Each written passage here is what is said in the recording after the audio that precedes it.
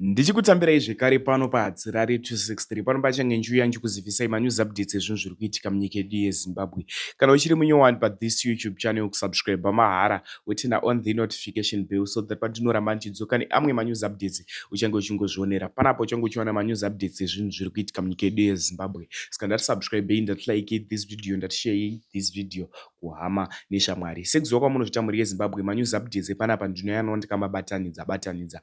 Why nchiona kuti kamabatanidza nenchiitira kuti muwane manews updates akati wandei pasame video. First update inyaya yevana vari kushungurudzwa nagogo vavo.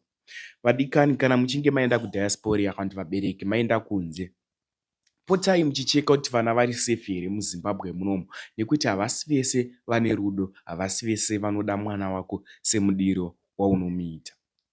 Vamwana vanosara vachitamba nhamo vachioneswa ndondo vachishungurudzwa. Dakuisirai vhidhiyo revana vechidiki vanorohwa nemupinyu nagogo vavo vachisimudzwa vachikandirwa pasi. Ndo mutauro wangu vachiita kuti ndo muchiitirwo wavanoitwa. So dakuisirai vhidhiyo, pedza kuona vhidhiyo tazvonofika comment section insaHadzirare ndiri pako kuzivisai zviri kuitika munyika yedu yeZimbabwe. Uroda kuti chiiko kune vana avava, but I think mapurisa ngaapindire pamusoro penyaya ishi. Ndatione this video. Junior, wakaita sei apa? Nagogo? Vakakuita sei?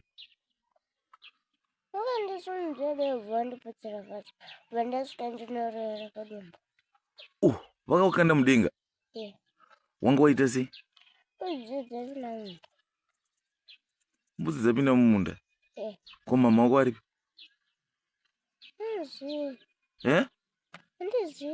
Hauzivi kuna mama? Ko baba? Hauzivi kuti varipi? Oh. Saka ivo vanogara vachikurova? Ko ivo wakamborova? Papi?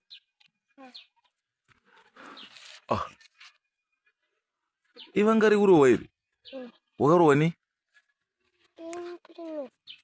Tauriza, wakarova ni? Mupinyi? Ndo akakurova apa? Akakurova ndiani? Ko apa pari kuita kunge patsva apa pakaita sei? Nagogo? Waita sei?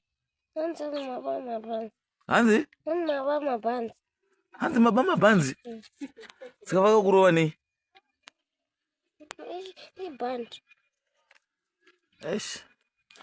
Next update ividhiyo riri kutenderera mastreets esocial media izvi handidi kuzvitapudza kana kuzviwedzeredza.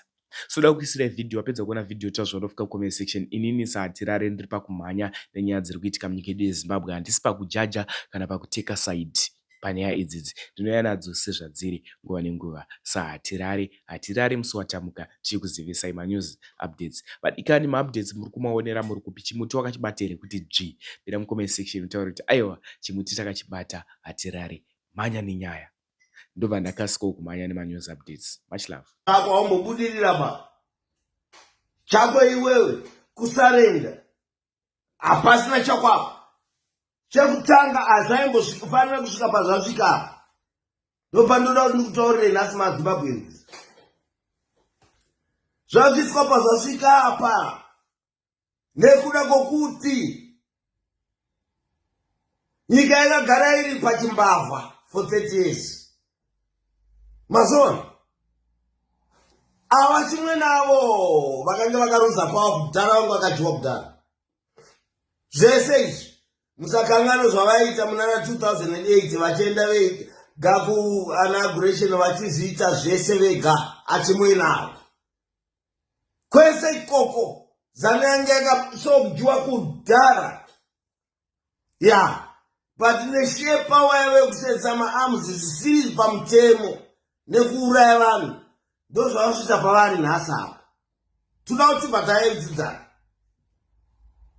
Mazona ivo vanoziva zvatiri kutaura izvi. Vanhu havasi government ava for long time. Havana kumboita government venge vachifosa zvese izvi. Asi nesituation yabackground muZimbabwe nemapararira aita nyika nemafiro ari kuita vanhu nokushupika kuri kuita vanhu. Teerera ndiri kutaura izvi zvakonzerwa nepati iyoyi. Nhasi uno hapasina choice apo. Kana ivo vakada kuramba kana vari kufawo futi, hapana anosara apo nemapurisa emunhu aripo. Hapana chaanoziva. Tarisai mavhidhiyo yake achibvunzwa nyaya yemagrounds ebhora, aitoseka kuti now ndakupanisha for sure. Aitoseka ari kubvunzwa kunzi iwe bhora richazotambwa rini mune Stadium apata. Aitoseka. Ani mukuona